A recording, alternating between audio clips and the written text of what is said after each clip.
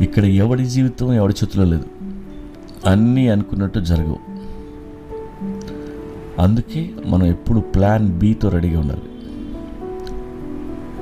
Plan B అనేది it's a backup strategy. ఒక దారి మూసుకుపోతే ఇంకో దారి రెడీగా పెట్టుకోవడం. ప్లాన్ బి వల్ల చాలా అడ్వాంటేజెస్ ఉన్నాయి.